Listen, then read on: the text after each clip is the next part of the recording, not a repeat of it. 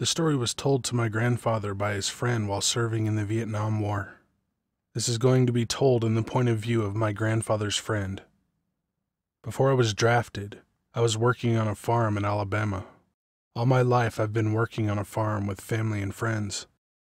We never had much money, so about 20 of us had to live in an old plantation house. On the property, there was an old barn that we kept the workhorses, one mule and a few hogs in. Next to the woods, there were some old slave houses that our friends lived in. Every morning, as the sun rose, we rose. For breakfast, we ate whatever was for dinner the night before. We didn't have time to sit and wait for food to be cooked. Us kids had to work with the women, so we mostly just picked whatever was being harvested that year. Basically, all I'm telling you is that it was hard work. We always had strange things happening to us. We were pretty much in the middle of nowhere, and the only time we saw new faces was when we went to town in our wagon to sell our vegetables. We couldn't just call 911 because we didn't have a single telephone. We didn't even have lights. We used candles and lanterns. The little bit of money we had wouldn't pay for electricity. One winter night, we were all settled down after a day of harvesting hay. The men were sitting around the fireplace smoking pipes, chewing tobacco and talking. The women were either talking to each other or reading some of the magazines we had brought home from town. The other children and I were laying in our beds, whispering to each other, playing little games while trying not to be heard by the adults downstairs. At about this time of the night, one of the men had walked outside to the outhouse, which was behind the main house next to the forest. As he was reaching it, he heard an owl hooting from the trees. He didn't think that was weird. Owls were common, but the thing that made him stop walking was how the owl hoot changed to a coyote howl, and then transitioned into a donkey braying, and after that it was a high-pitched whistle. The man yelled into the woods, thinking and hoping it was just somebody playing tricks. He walked back to the main house and peed beside the porch, even though the women told him not to in the past. He didn't care about what they said. He didn't feel right about using that outhouse at the moment. About a half hour later, the dog started barking.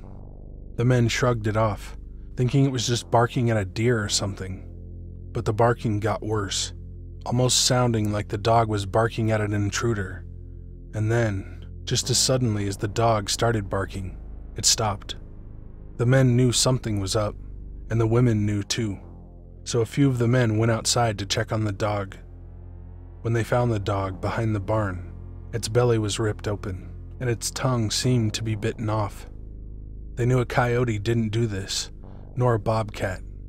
One of the men picked up the corpse of the dog and they all walked back to the main house to get a rifle. As they were burying the dog, the horses inside the barn started raising hell. The men knew whatever it was that killed the dog was now trying to kill the horses, so they ran to the barn and opened the door. They calmed the horses and searched the barn for the animal. As they were searching, one of the men pointed out that all of the horses' tails were braided. About the time he pointed this out, they heard footsteps in the hayloft. Two of the men rushed to climb the ladder, but when they got to the top, they found no one. Everyone knew what had visited the farm that night.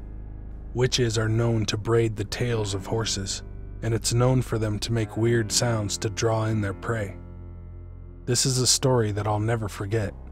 It's something that will always make my skin crawl.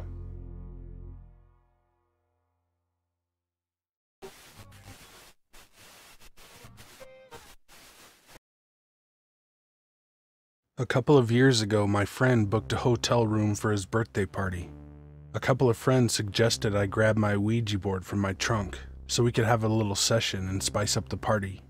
I did, because I'm usually up for something spooky. I keep it there because I refuse to bring it into my house. So about 6 or 7 of us go into the bathroom and shut off the lights. 4 of us actually participated in the session, and the other few just sat around to watch, as they had never done it before. We use a cell phone flashlight so we can actually read the board. We sat in a circle on the floor and began the session. We started talking to someone or something. I can't recall the name or all the details of the conversation, as I used to use the board all the time, and eventually they sort of blend together. But I remember after a bit it started cursing at us and saying a bunch of weird stuff.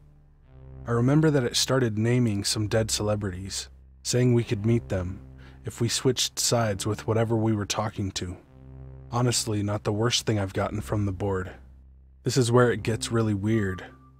So we're all in the bathroom for about 45 minutes, and I guess our friends outside started to get a bit antsy or bored. So they tried to freak us out by banging on the door and giggling, and making horrible kid-like ghost noises and stuff. So eventually people started saying they were ready to go back out to the party. Luckily, everyone there was willing to wait a second to close the session properly and not risk anything crazy. So I started letting the spirit know that we were finished speaking to it and were going to close the board up. All of a sudden, it started moving really fast and aggressively over no, like back and forth, and then it just zoomed to the center of the board.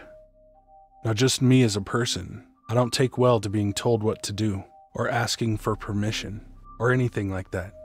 So I told everyone not to worry. We would just move the planchette over goodbye and close it, regardless if the spirit wanted to or not. So I say something along the lines of, "Thank you for speaking with us. We're going now, and we wish you peace." And I go to force the planchette over goodbye, but it wouldn't budge. Strange, but whatever. It's just a piece of plastic, right? So I start pushing on it harder, and I noticed how heavy it felt. Now for the life of me, I can't move the planchette. The whole board itself started sliding around on the floor because of the force I was using, but not the actual planchette itself. It was like if someone superglued it to the board, so I asked the other people in the circle to help. 2 of them put their knees on the board to keep it from sliding around, and they all start trying to force it towards goodbye. We slowly started making a tiny bit of progress. All of our fingers and knuckles were white. So we finally get it right next to the G, and quite frankly, we were all a bit physically tired from trying to move the damn thing. So we gather up our last bit of strength, and on the count of 3, we started dragging it across the word. Suddenly, the lights flickered on and off twice. We heard another bang on the door, and I swear the room got a few degrees colder. I told everyone to ignore it and concentrate on closing the board. As we're dragging it, I noticed the planchette is being forced down so hard on the board that it started to peel the word goodbye behind it. At this point, the bystanders are totally freaked out. We got the planchette across finally, and the second it passed that final E, the pressure on it completely let up, and the energy seemed to calm significantly. A couple of the girls who were watching ran out of the room and started yelling at some of the guys for knocking so much, and they swore that they only knocked once. My board still has the goodbye partially scratched off from that night. I haven't messed with it much either since. So remember guys, always make sure you close your sessions properly. I don't even want to think what might have happened if everyone had gotten too spooked and just dipped mid-session.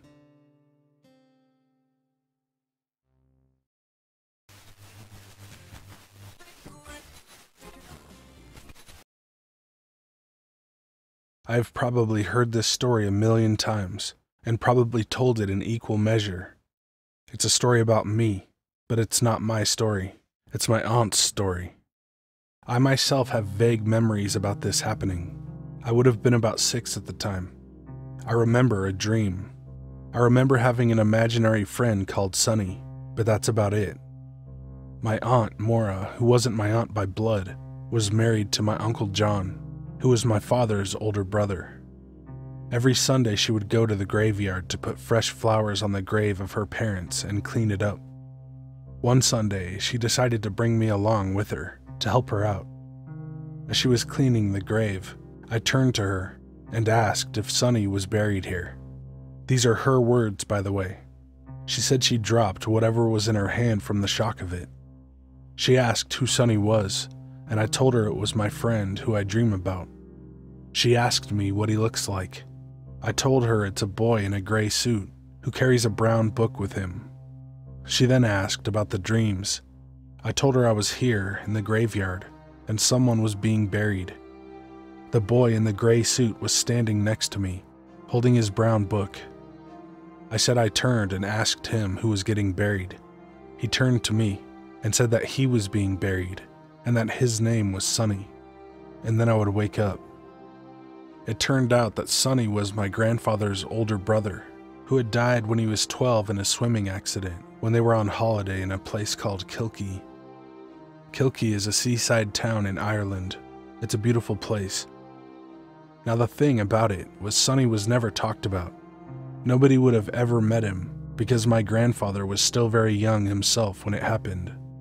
It wasn't a shameful secret or anything. It was just one of those things. Obviously, he would have been mentioned, but long before I was ever born. The strangest part of this whole story was the fact that the gray suit and the brown book was exactly what he was buried with.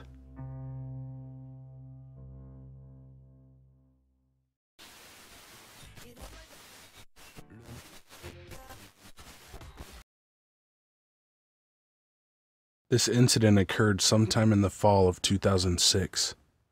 I grew up in a rural part of Ohio. My house had fairly dense woods located directly behind it. As a child, I had a passion for exploring. I especially loved exploring those woods. It was my favorite place to be. Prior to the incident, I had wandered through those woods many times, always with my mother's permission. There was one tree in particular that I frequently enjoyed to climb, usually about to the halfway mark, so I could perch myself on one of the heavier branches and just relax as I listened to the peaceful sounds of nature. Climbing that tree for the very first time was quite an accomplishment. From that position, I could partially see the back of my house. On this day, after a fair amount of exploring, I carefully scaled my favorite tree. I seated myself on a sturdy branch and took in the view. Naturally, being late in October, the sun inevitably began to set within a few minutes. I always felt a little saddened to see the darkness approaching. The woods were like my own little sanctuary. I could entertain myself out there for hours. When darkness began to fall, however, my mother would stand at the edge of the woods and call my name until I obediently returned home, so not to be stranded out there after dark. After watching the sunset, I began my descent down the tree. I was nearly at the bottom when I heard my mother's familiar voice calling my name. I thought nothing of it at first, as this routine had occurred plenty of times before. Then I realized something strange as my feet touched the ground. My mother's voice was coming from behind me, deeper in the woods, rather than towards the entrance where she always stood when she called me home. My mom had never entered those woods before, at least not with me. I was eager to find her and show her all of my favorite spots. That's when I realized something was off. How could she have gone into the woods ahead of me? Certainly I could have missed her, but as I said, she never goes into those woods. She continued calling my name, but there was something strange about it. She sounded absolutely frantic, almost angry. Fearing that I was in trouble for reasons currently unknown, I froze in place. As her voice drew closer, I squinted my eyes to see if I could locate her and determine exactly how angry or upset she appeared to be. However, I didn't see anyone or anything unusual. Suddenly I heard her voice calling my name from the direction of the house, sounding much calmer. Seconds later, from somewhere within the woods yet again. It wasn't an echo. I wasn't imagining things. I was literally hearing her beckoning me from the edge of our backyard, as well as ahead of me. My legs suddenly turned to jelly. I couldn't quite comprehend what was going on. "Come here, right now," the first voice screamed from just ahead. I realized that whoever or whatever was mimicking my mother was drawing closer. I didn't question which voice was actually my mother's, as there was something about the way the first voice sounded that unnerved me. Terrified of what I would see if I stood there much longer, I turned and ran towards the exit of the woods, as quickly as my legs could possibly carry me. It was amazing that I didn't trip over anything in my haste. Even though my house wasn't very far away from where I had been standing, Those woods had never seemed larger to me than they did in that moment. From behind me, my mother's voice continued to call my name, now sounding desperate. Panic set in as my actual mother came into view, waiting patiently as she usually did until I returned home. In my frightened state, I absolutely refused to look back. As soon as I was out of the woods and in the backyard next to my mother, the other voice was suddenly gone. Rather than fading away, it seemed to stop the very moment I stepped foot into my backyard. I must have looked as frightened as I felt, because my mother asked me what was wrong. Slowly but surely, my panic subsided. I didn't say anything until we were safely inside of the house with our doors locked. I asked my mother if she had entered the woods. Appearing confused by the question, she told me that of course she hadn't. With that confirmation, I hesitantly asked her if she had heard anyone else calling my name and yelling. The answer to that question was also no. Although I was still very much shaken up, I managed to explain everything that happened as clearly and rationally as possible. My mother was surprisingly nonchalant about the whole situation, explaining that I must have imagined it, that I was spending too much time out there by myself. The incident in those woods has stayed with me to this day. I can still hear that voice as clear as a bell. Whoever or whatever it was calling my name sounded exactly like my mother, but I know it wasn't her. It sounded strange in a way that I still can't fully explain. I didn't go back into the woods until I was 17 years old, and even then, I never hung out for very long. I've carefully gone over every possible explanation, but none of them seem entirely plausible. It certainly wasn't my mother playing a prank. There was no way she could have pulled it off, and she's not someone who plays pranks. I also highly doubt that it was someone that lived around us. The closest neighbor was at least a mile away, and I wasn't personally acquainted with any of them. How could they have known my name and where to find me? We've since moved out of that house, but my mother and I occasionally discuss the incident. She still claims that she never heard or saw anything unusual. I know it probably shouldn't, but what happened in those woods continues to bother me. I spent many hours out there prior to that day, and never had anything out of the ordinary occur. The best explanation I have at this point is a doppelganger, or possibly a demon, but I'm unsure. If anyone has a possible explanation as to what might have happened, I'd love to hear it.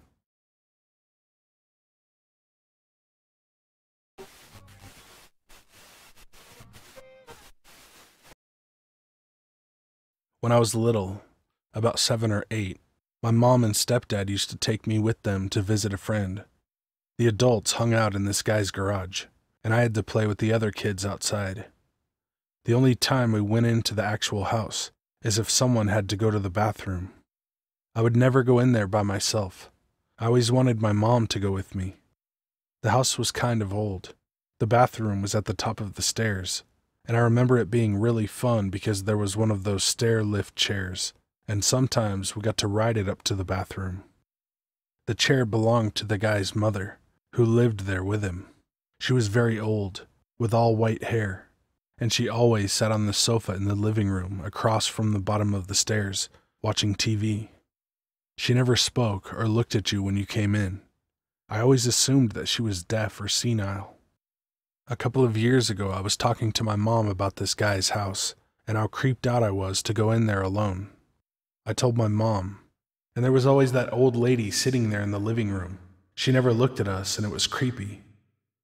My mom got this wide-eyed look and said, What old lady? Apparently, the guy's mother had died a few years before we ever started going over there. But I saw her every single time. I can tell you every detail of what she looked like, down to her clothing, and the brown crochet afghan that she always wore around her shoulders. My mom and I were both quite freaked out. Along those lines, she told me a story about how once she was in that bathroom at the top of the stairs. She heard someone come up the stairs, and they started jiggling the doorknob. She yelled out, "Just a minute." Then she looked out the window to her left next to the toilet and saw everyone that was there standing around outside in the yard. Everyone. She zipped up super fast and yanked open the door, and there was nobody there. I'd love to go back to that house now as an adult, but the guy who lived there moved away.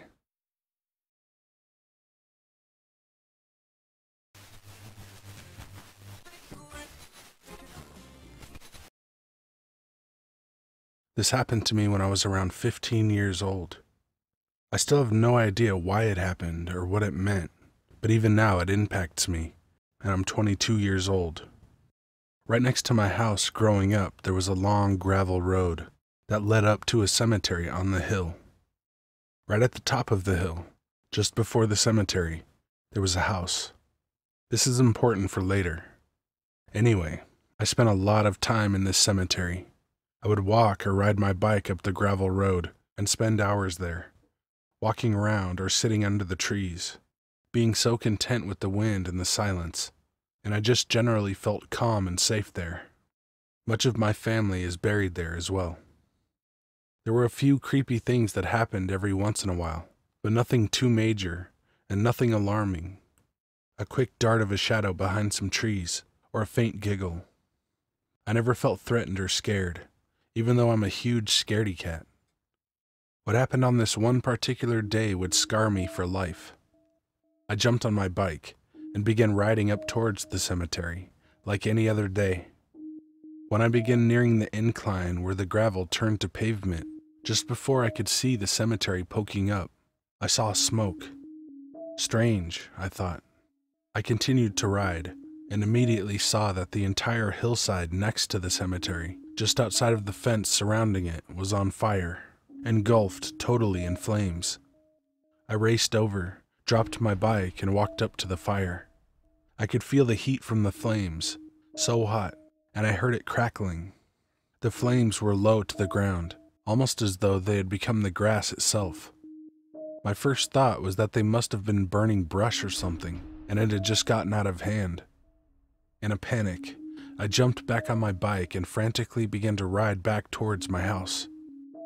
After I had only gotten a few feet away, I looked back over my shoulder, and there, standing in the fire, was a solid black figure. He was wearing an old-style brimmed hat, and what I assumed was a shirt with the sleeves rolled up, and suspenders, and he was holding a scythe, an old scythe he used to cut wheat and such. I could see the heat from the flames slightly distorting the figure. I felt like I couldn't breathe. I just kept checking over my shoulder, then forward, to make sure I didn't crash my bike and possibly get caught by whatever this thing was. As I sped past the house near the cemetery, the man who owned it, who was always nice, was sitting in his driveway with his mail. He looked up at me, having a clear view of the scene behind me, mind you, and just smiled at me as though he saw nothing. I looked at him sickly and then back over my shoulder. The figure was still there, seemingly moving towards me slowly. Tears were running down my face. I continued to check for the figure until I was at the end of the hill and could no longer see it, but I could still see the smoke rising into the sky. When I reached my house, I threw my bike down and bolted inside, falling onto the floor crying and unable to breathe. My parents looked at me confused as they ate dinner. I tried to explain, but just ended up telling my mom to get in the car and come to the cemetery with me. Quickly, we got in the car and raced out there. I was terrified, sitting in the back seat, peeking out the window. When we arrived, nothing. No figure, no fire, not even any residual smoke or burn marks on the grass. I got out of the car and walked slowly over to the grass, where only minutes ago it had been totally in flames. I knelt down and started crying again. I knew that my mom, or anyone for that matter, wouldn't believe what I had seen or experienced. I was totally scarred after that for a long time. I couldn't sleep, and I never wanted to be alone, fearing that whatever that thing was would come after me. I still think about it all the time, and I have never seen anything like that since.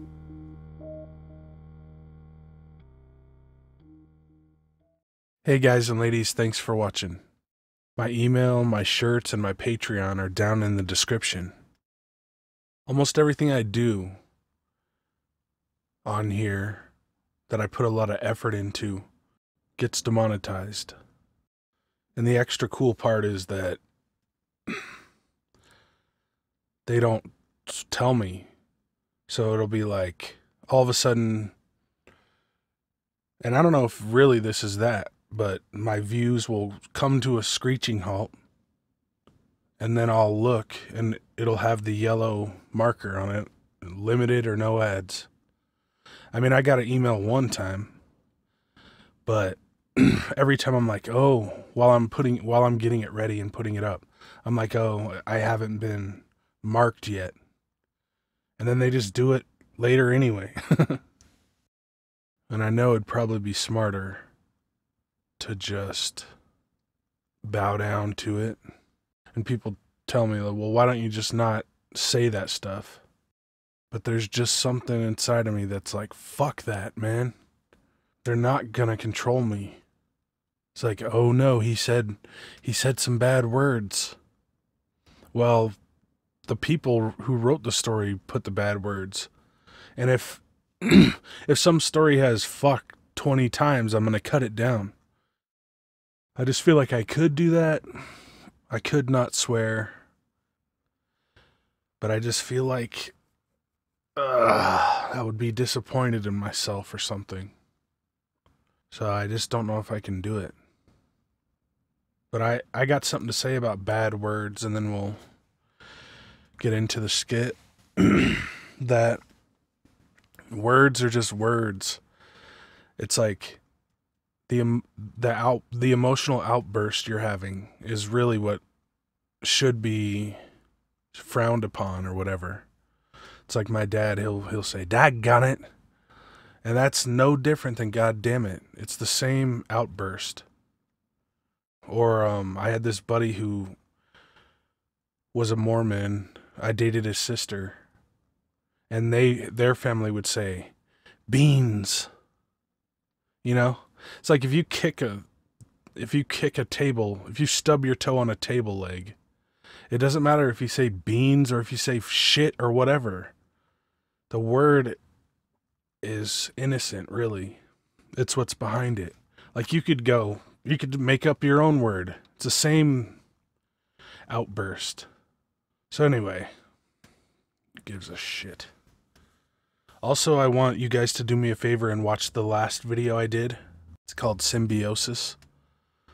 There'll be a quick link to it at the end. But anyway, I wrote it. It's very personal without seeming that way. And I know you guys, you like the true scary stories better. But just watch one creepypasta for me, you pricks. So, it's about it, I think. Anyways, in the skit, I'm going to call my dad. So, let's see how it turns out. And I almost forgot to tell you to be good to animals, even people. See ya.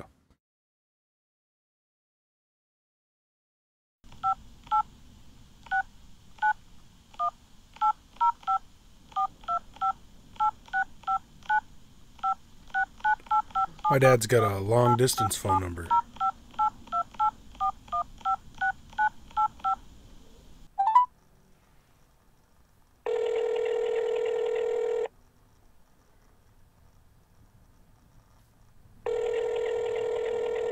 Who are you? Hey, Dad, it's Corey. You disgrace! Why am I a disgrace? You're a self-consumed, no talent, mediocre piece of shit! You are everything that's gone wrong in this world! Why? You any kind of artist? Anybody know who you are? Some people know who I am. And yeah, I am kind of an artist in a way. You're no artist. An artist respects the silence that serves as the foundation of creativity. What? You nothing! You are nothing! And you will never be anything. Never! I do have a YouTube channel, though. I make skits and music and narrate stories. You suck! You're a no talent! Well, what the hell have you ever done, by the way, besides being Father of the Year?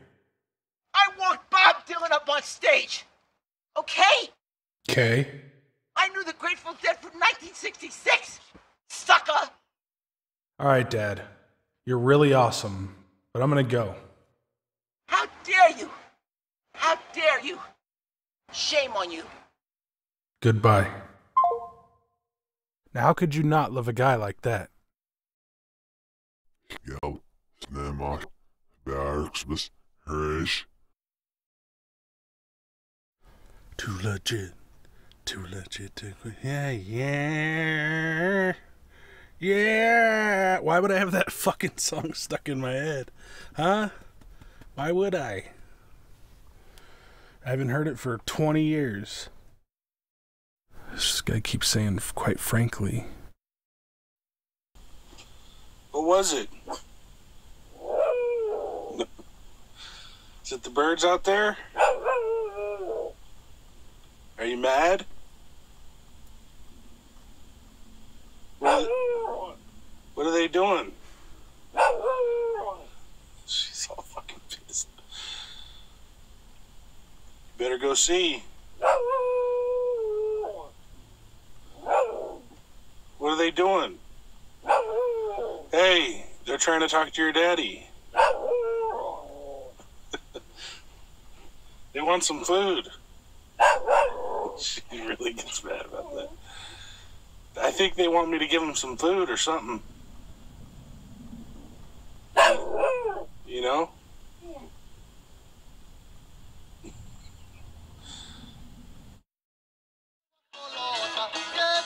This is the type of shit my buddy sends me.